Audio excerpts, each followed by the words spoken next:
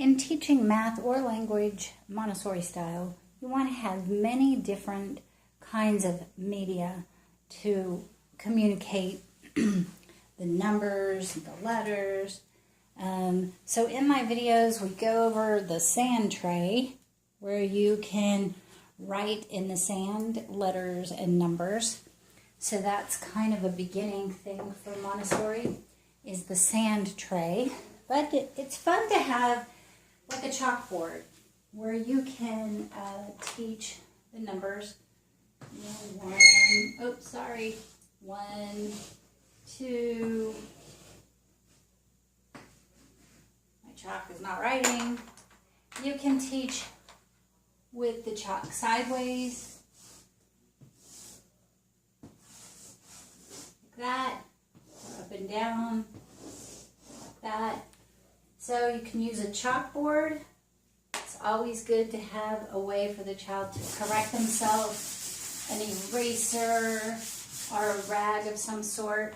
And then also a whiteboard over here where you can allow them.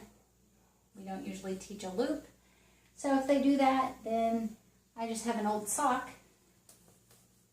You have a different eraser or something for them to use, but that they can practice their numbers, their letters, and have an easy way to correct themselves. So having different forms of media. So those are ones that stand up. And you could also have ones that, you know, they could write at a table. For example, I have a basket with a small whiteboard. You can get a small chalkboard. On this one, you can get these like at the dollar store, but on the back, it has the lines that they can start, you know, writing on early on. And it's very easy for them to self-correct and keep going. So this would be before paper and pencil. And so those are some different media that you can have for them to write and easily self-correct. So going from sand, chalkboard, to whiteboard, having no lines, then you could actually take them to the next level and provide the line. Give a lesson where you provide the line and they need to, you know, stop at the line. That. So that's the next level, is having a line.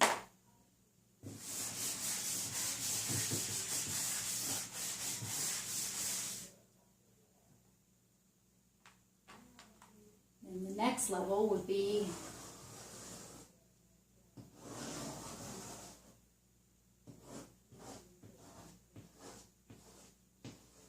having this type of, where there's 2 lines and 1 in the middle, where the number, we'll start with number 2, we cross over and go down and around, usually has a little bit more on the top, but 3 would need to come to the middle, 4 would need to come to the middle, 5 needs to come to the middle, and so on.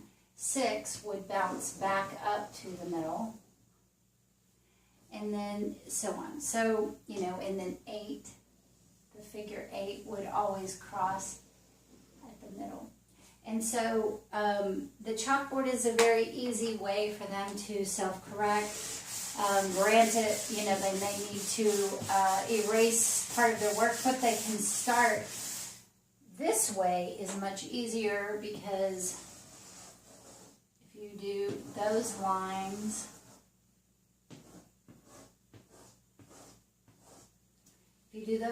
have them do one letter many times. You know, the 2. I'm going to start with a 3, so we'll just act like I didn't do that, but 3. Now, if they get it wrong, they can just keep practicing instead of erasing your lines. So they would practice one number all the way across first, and that way they wouldn't erase the lines that you made. So those are other ways that you can use the media. And you don't have to be a professional line drawer or artist. And then they can practice their fours. If they get it wrong, they can just, get it better until they perfect it. And you could always tell them, now don't go above the line, and see how it's easy to self-correct. Then they can get it right, and so on. And they should always be taught to they can show you their work, but before they are complete, they always leave it blank for the next person or the next session. So that's teaching math or language with different media, starting with sand, chalkboard, and whiteboard, and then moving on to paper with a pencil. Hopefully that was helpful. Please subscribe and watch other videos.